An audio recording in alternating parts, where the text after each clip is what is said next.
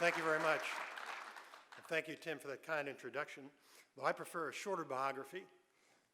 They swore me in as a prosecutor in December of 1990, and they haven't sworn me out yet. That's really all you need to know. The truth is that I had planned to spend just a few years in government and then join a law firm and earn a lot of money. But something changed my plan. The mission is what attracted me to law enforcement, but the people who carry out the mission are what I value most about my job. It's a privilege to work with men and women like you, helping to fight crime and to keep America safe.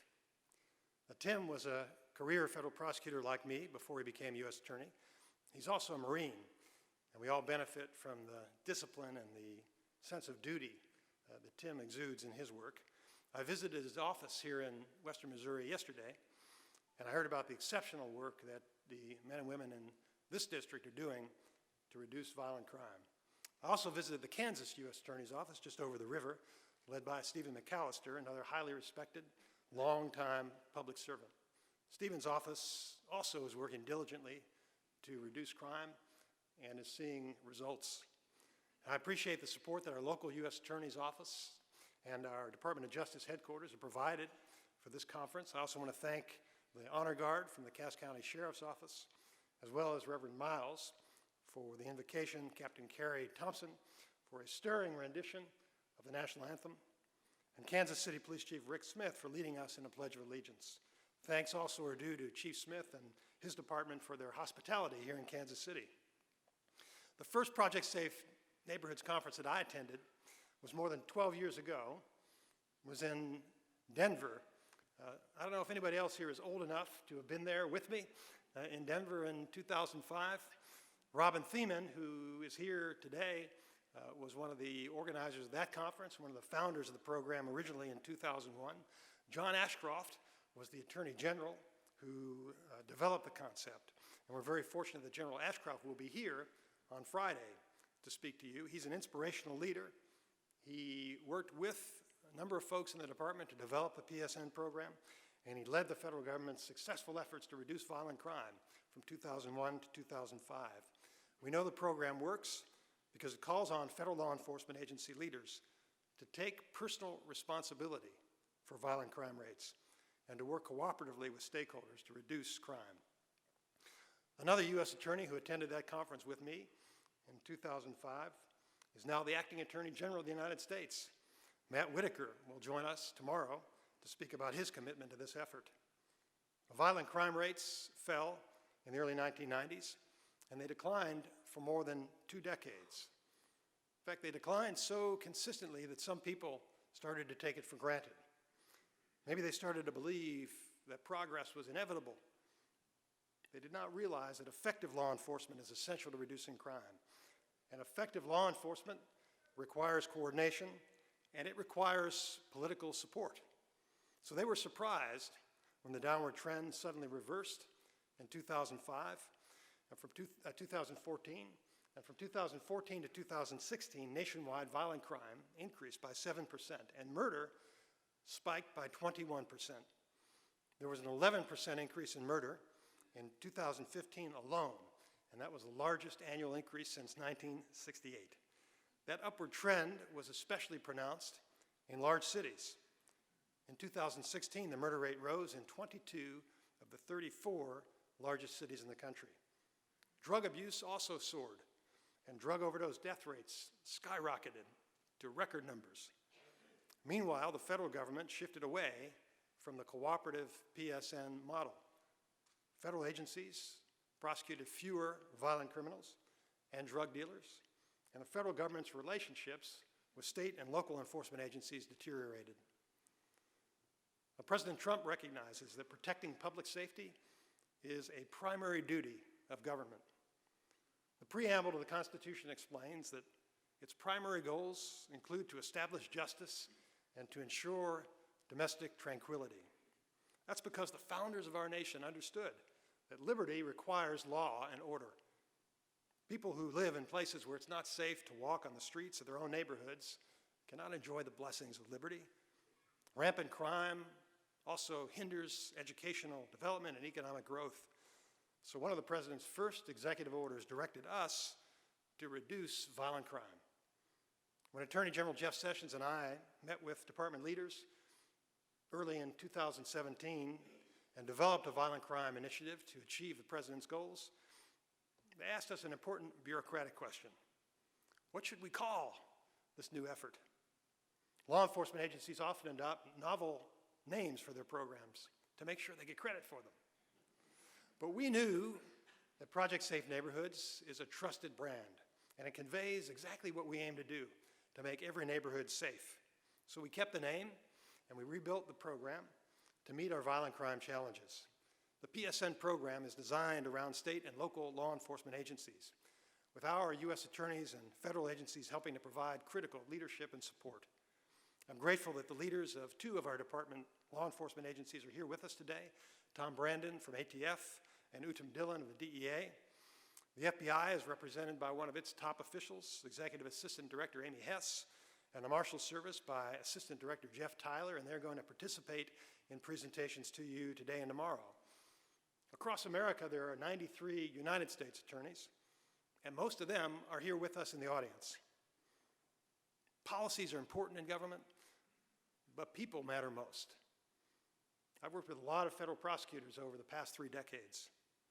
President Trump's U.S. attorneys are probably the most impressive team ever assembled. You can count on their support in dealing with your crime challenges. But the most important people here are the men and women who work on the front lines to confront criminals and to reduce crime. Whether you are a prosecutor or a law enforcement officer, a researcher, prevention specialist, or community leader, we all share a common goal: to make our communities safer. Some people think that violent crime is like the weather, that we need to react to it, but we can't control it. But we know that crime is not like the weather. If crime is out of control, it's because people failed to do what needed to be done to control it. But PSN is not about assigning blame for past mistakes. It's about accepting responsibility for future success in reducing crime. The Department of Justice is delivering on the President's commitment to reduce crime. We strengthen lawful asset sharing with state and local law enforcement. We help fund hundreds of police officers throughout America. We directed Justice Department components to promote officer safety and morale and build public respect for your work, and that is reflected in the fact that many of the leaders of our law enforcement program in Washington are here in the front row, in addition to the folks who are up on the stage with me.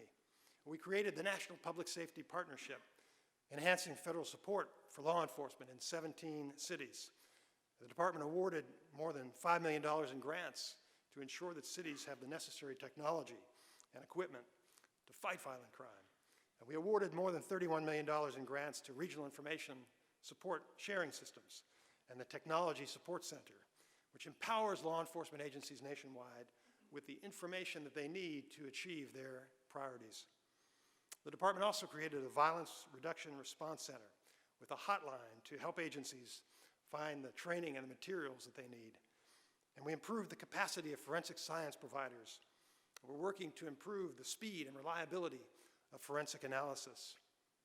And most importantly, our federal prosecutors and agents are working side by side with state and local partners to identify the violent crime problems in your jurisdiction and to help solve them. More than 85% of law enforcement officers in America are state, local, and tribal. So interagency partnerships are essential to public safety. And sustained violent crime reductions require us to partner with local prevention and reentry programs that help to deter would-be criminals from making bad choices. We also need to develop strong partnerships with the communities that we serve, because every child in America should learn that if they work hard and play by the rules, they can rely on the police to keep them safe and protect them from harm. PSN is built on those strong relationships. It is not a Washington-centered program. It is tailored to the circumstances in your community, and it's a proven crime reduction strategy. I know that firsthand because I saw the program work in my home state of Maryland during my tenure as U.S. Attorney. It was so effective that some of our best prosecutors only wanted to work on violent crime cases because the results were so tangible. We saved lives.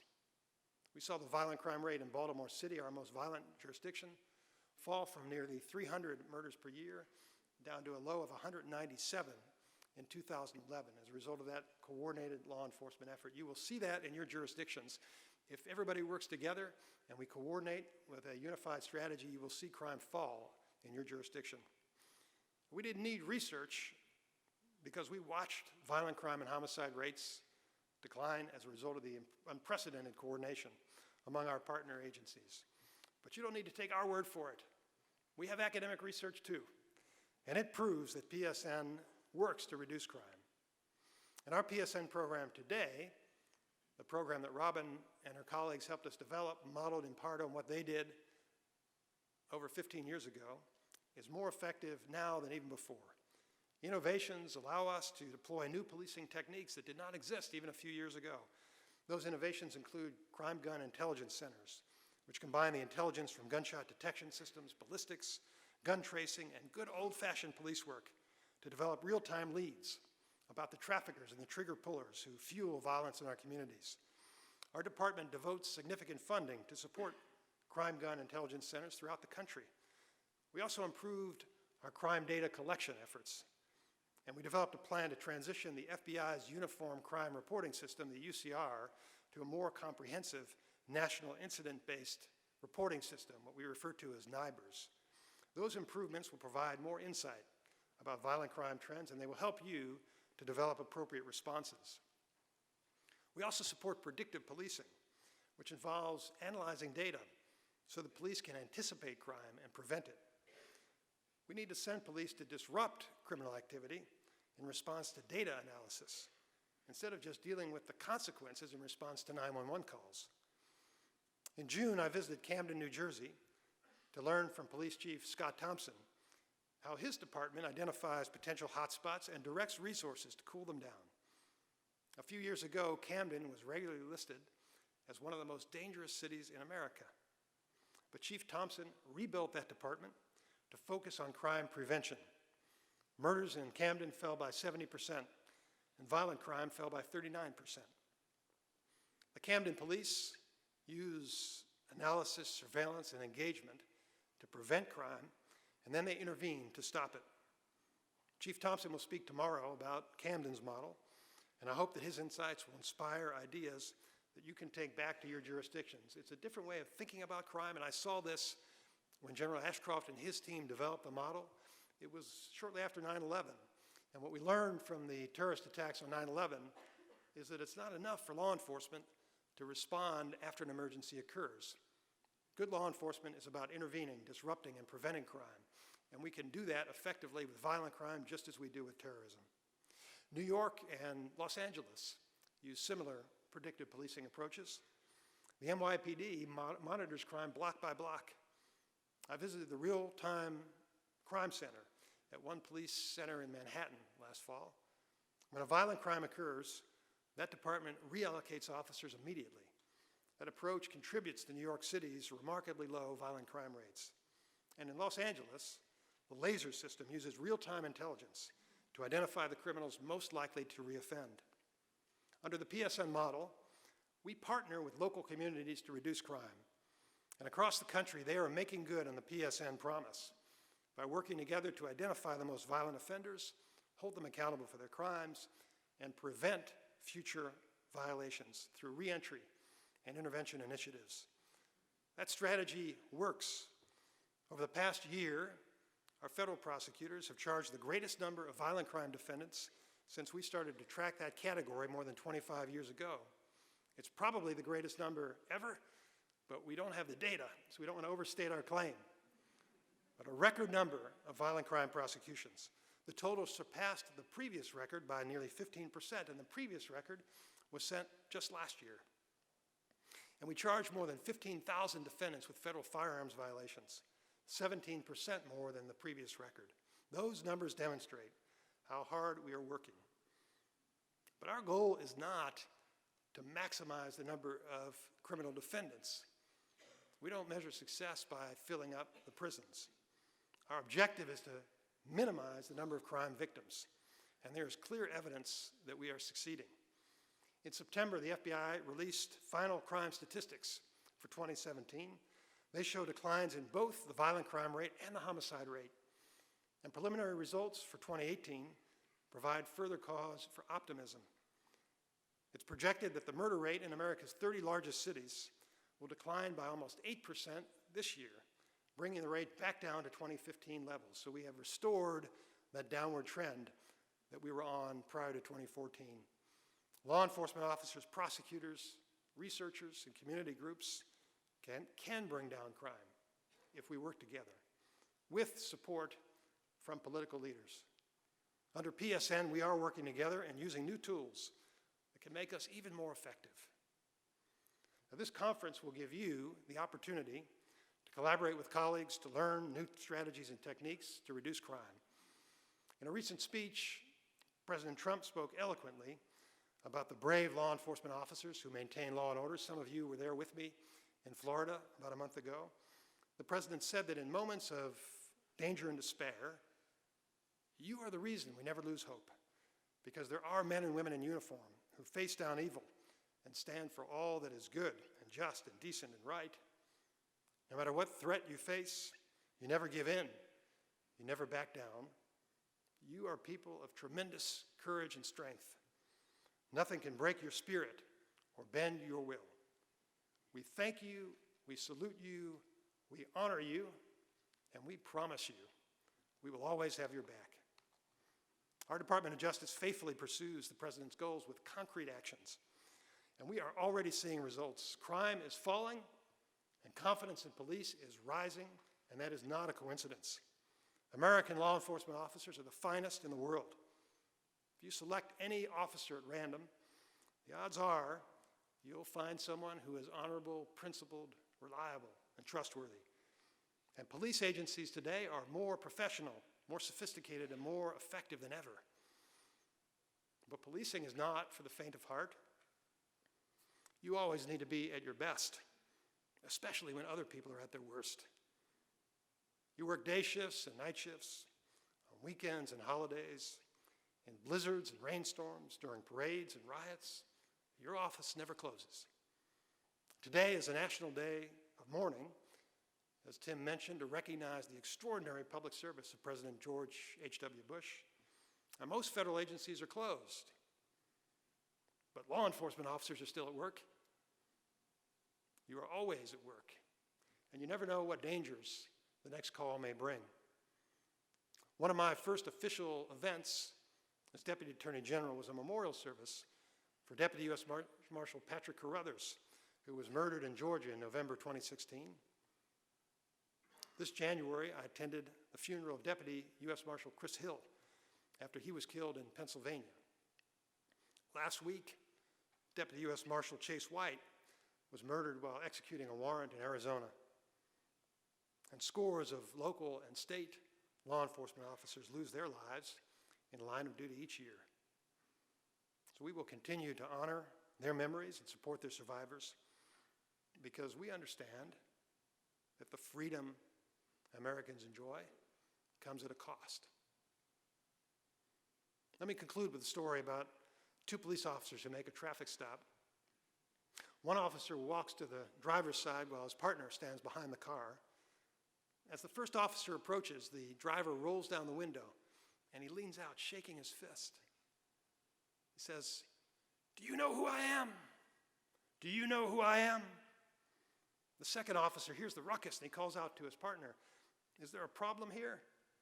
And the first officer replies, "Yes, this gentleman doesn't know who he is." Police officers can never forget who they are and what they stand for.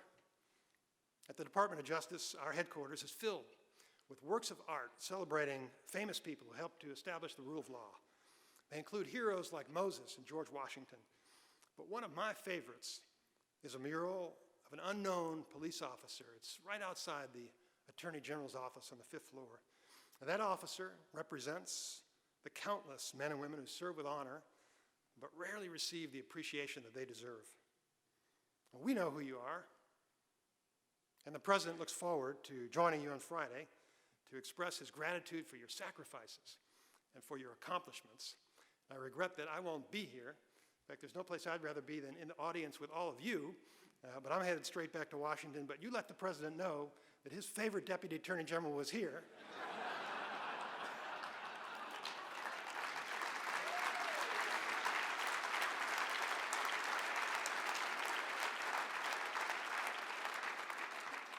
And I did speak to him the other day, and he is looking forward to spending time with all of you because there is no stronger supporter of law enforcement in the United States. It's a great honor also for me to work with you, and it's a tremendous privilege for me to commit to you, on behalf of the President and the Attorney General, that the Department of Justice will always have your back. Thank you very much.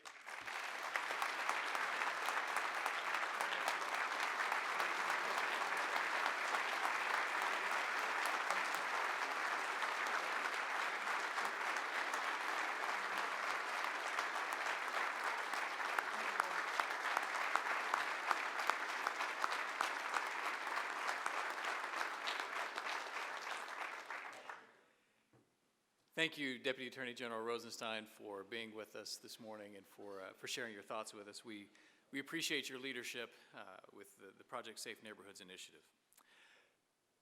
Ladies and gentlemen, that concludes our opening ceremony this morning, but I do have some administrative announcements for the prosecutors in the room. You can think of these as jury instructions, but I promise to make them a little more interesting. Instruction number 1. As a reminder, please keep your name badge on throughout the event. You will need your name badge to enter the breakout sessions. Instruction number 2. Also, if you haven't already, please make sure to download the PSN Conference mobile app to get easy access to information such as the agenda, breakout session descriptions, speaker information, schedule changes, and announcements. Instructions on how to download the app were emailed to all conference participants last week from the PSN organizers. And there is also information about how to download the app in the conference materials.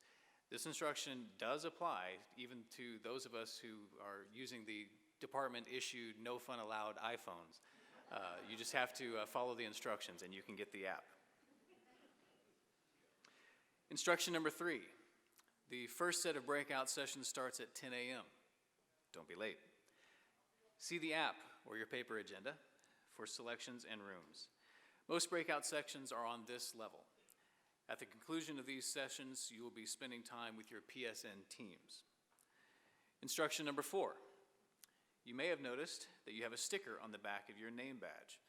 The sticker will say Group 1A or 1B, or Group 2A or 2B.